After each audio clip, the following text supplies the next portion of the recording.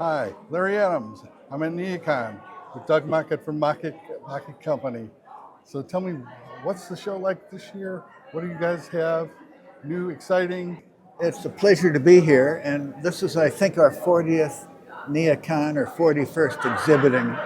But what we try to do is feature new products, which we have a table full over there, a lot of power and communication systems, some new table legs, some new drawer pulls, and we're just continuing what we do, which are primarily power and data communications. Uh, and a lot of drawer pulls, a lot of table legs. We're branching also, not at this show, but other shows. We have a lot of new products in the kitchen and bath area, and a bunch for libraries, for example, for reading rooms. But what we always try to do is be a step ahead of what is out there. And if we just have an idea, we'll do it. And sometimes they work and sometimes they don't. I can tell you, Larry, I've had the most brilliant ideas that you couldn't give away. And we've had other ideas that were dumber than stone. And they'd go through the Through the roof. roof. So all the time I spent studying marketing research in graduate school was for naught. Aside from that, we have a great team of people who are experts in marketing and new product design and in purchasing and in accounting, obviously, and in upper management. And we just kind of let everybody do their own thing.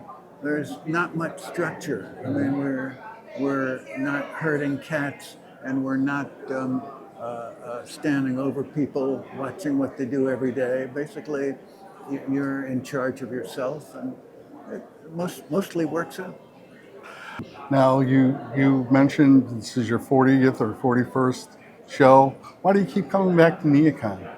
Well, NeoCon is the big dog in shows for office and corporate furniture, and as we're what you'd call a direct marketing business, B2B direct marketing company.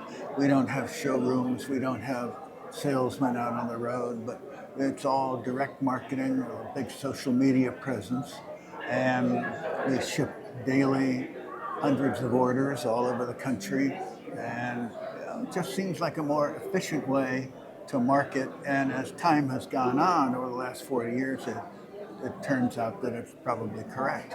It's worked out okay. It's done well for you. Well, it's also kind of where the world is going. So we're happy to have been on the leading edge of something we didn't know existed. And last question. One of my favorite things that you guys do is your design competition. You always seem to come up with really interesting new products, and you probably have changed designers' lives with it. Can you tell me a little bit about that, how that started, and what that means to the industry? How it started was out of necessity.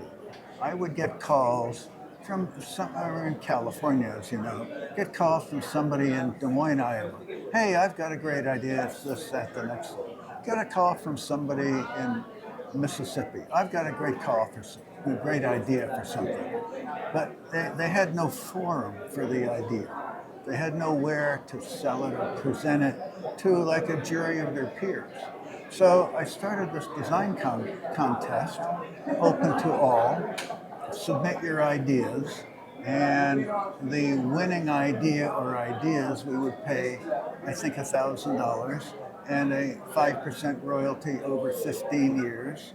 And again, we got great ideas, some of which are on display here, that we have been manufacturing and marketing for, gosh, 40 years. This is probably putting you in the spot, but was there one product that sort of your favorite?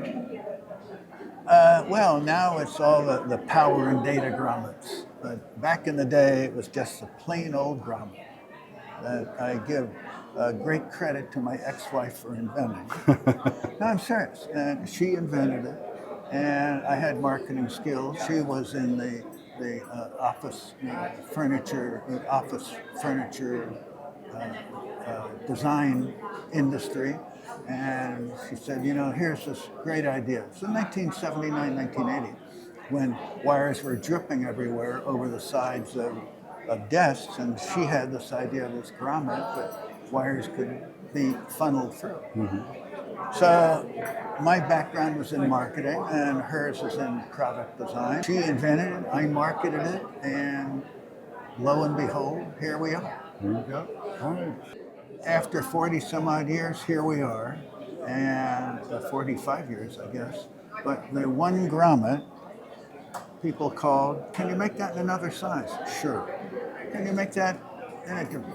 And I need something to line for papers, computer paper. So we have a paper slot. And somebody said, I need really a good looking drawer pull. And all the ones out there are cheap. So I designed a drawer pull. Can you imagine an English major?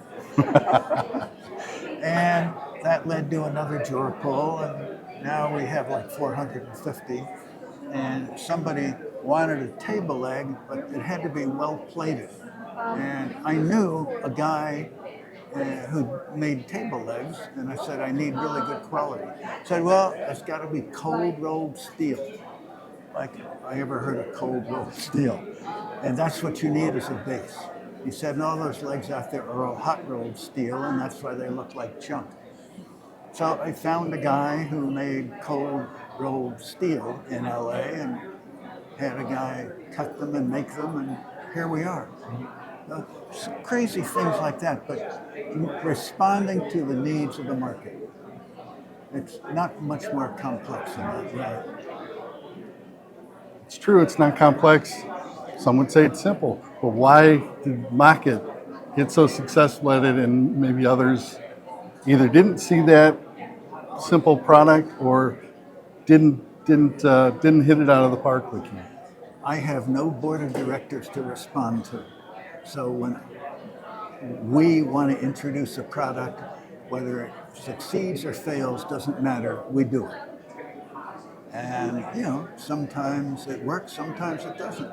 We never look back and go, gosh, if we'd only done we just move forward onto the next product. That sounds like a great attitude for life, not just for hardware products. Right.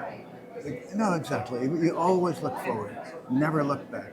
And I can't think who said it, but you can't change yesterday, but you can change tomorrow. And that's kind of our philosophy. I love it. I Yeah. love it. Thank you very much. I appreciate My it. pleasure. Always a great day.